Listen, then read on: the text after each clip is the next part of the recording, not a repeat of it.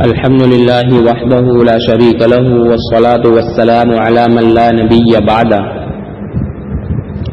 رمضان المبارک کو دیگر تمام مہینوں پر فضیلت حاصل ہے۔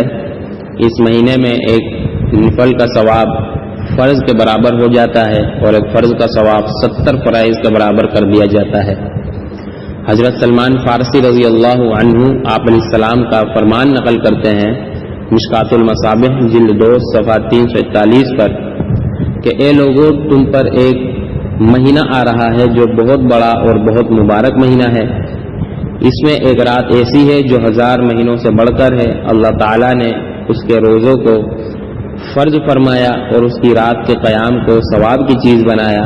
جو شخص اس مہینے میں کوئی نیکی کر کے اللہ کا قرب حاصل کرے گا تو وہ ایسا ہے جیسا کہ غیر رمضان میں فرض کو ادا کیا، اور جو شخص اس مہینے میں کسی فرض کو ادا کرے گا تو وہ ایسا ہے جیسے غیر رمضان میں 70 فرائض ادا کرے۔ اور حضرت عائشہ صدیقہ رضی اللہ عنہا فرماتی ہیں شعیب الایمان للبیہقی جلد 3 صفحہ 310 پر کان رسول اللہ صلی اللہ علیہ وسلم اذا دخل شہر رمضان شد مئزرا ثم لم یأت فراشہ حتی ینسلخ، کہ جب رمضان کا مہینہ آتا تو رسول اکرم صلی اللہ علیہ وسلم کمر کس لیتے اور اپنے بستر پر تشریف نہ لاتے یہاں تک کہ رمضان گزر جاتا۔ یعنی آپ علیہ السلام جم کر عبادت کیا کرتے تھے۔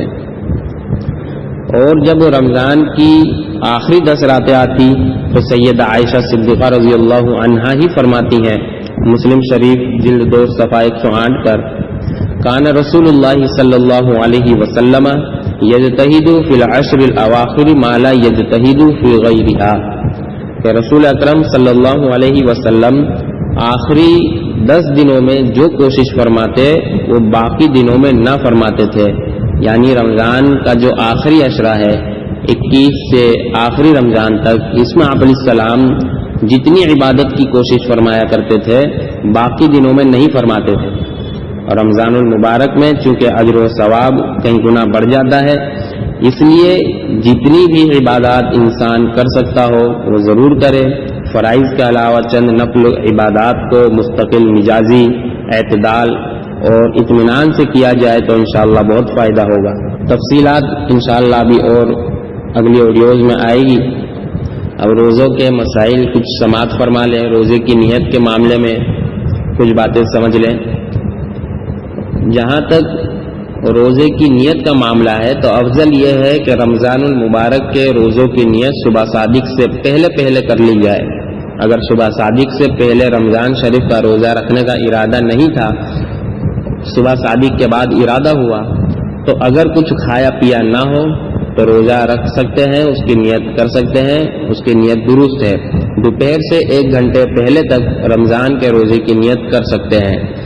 اسی طرح قضا روزوں اور نظر غیر معین اور کفارے کے روزے نظر غیر معین، یعنی ہم نے کوئی منت مانی اور اس میں روزوں کی تعداد نہیں رہی، ہم نے ارادہ نہیں کیا ہے، اس کو نظر غیر معین کہتے ہیں، اس کی کوئی تعداد نہیں ہے۔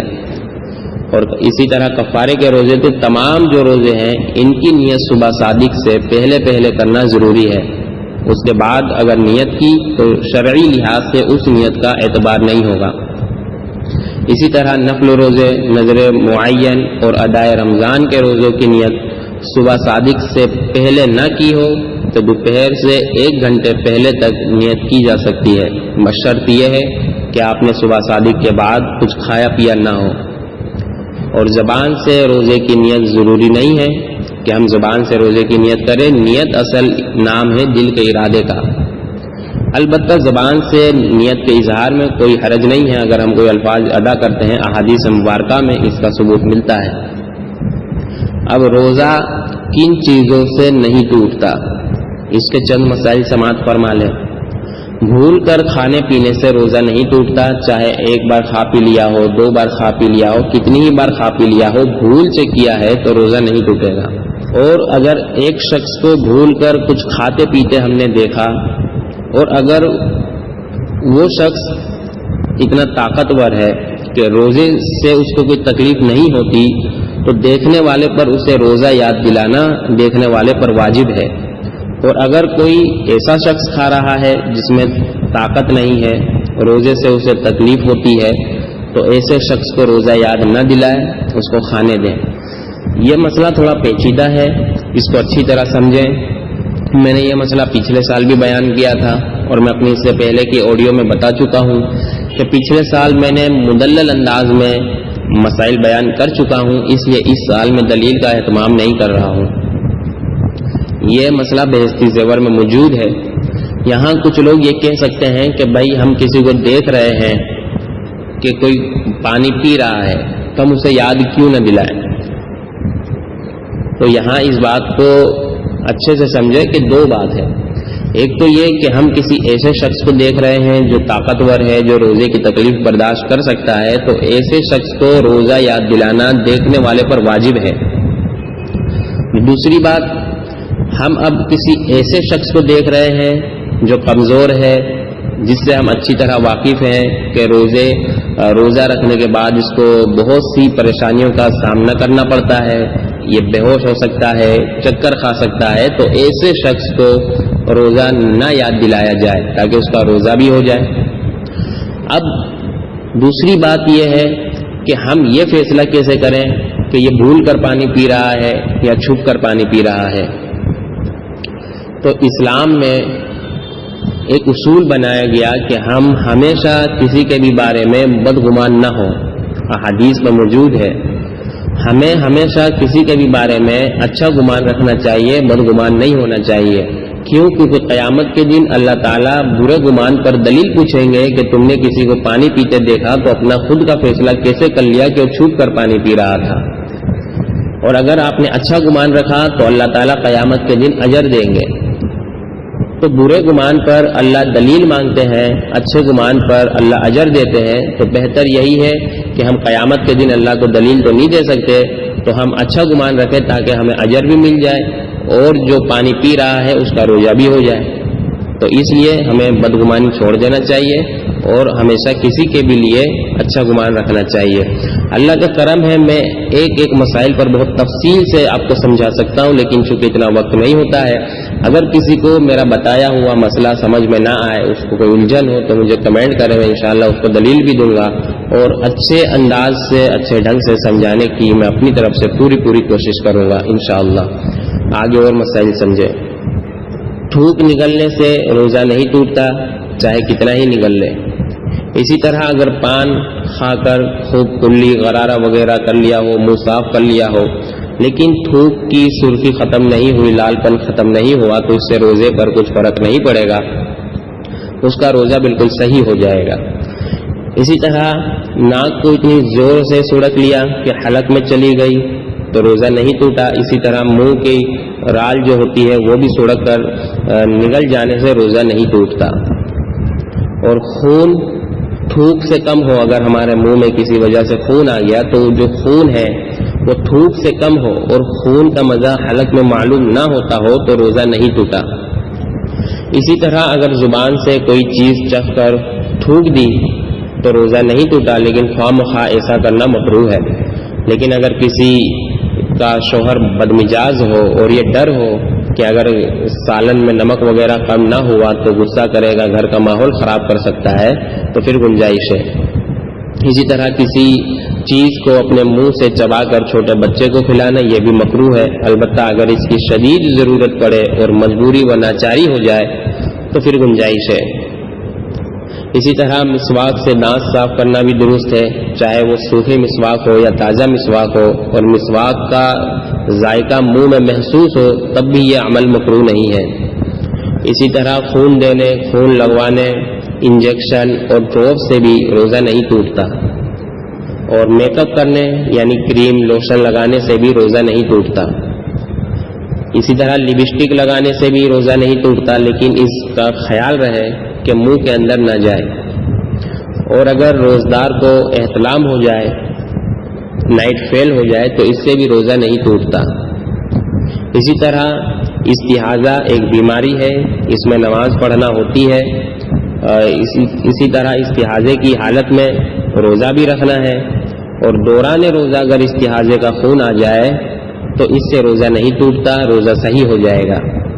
اور اگر پاخانے کے مقام کے ارد گرد دبردانی اطراف میں دوائی ڈالی جائے اور وہ اندر نہ جائے تو روزہ نہیں ٹوٹے گا.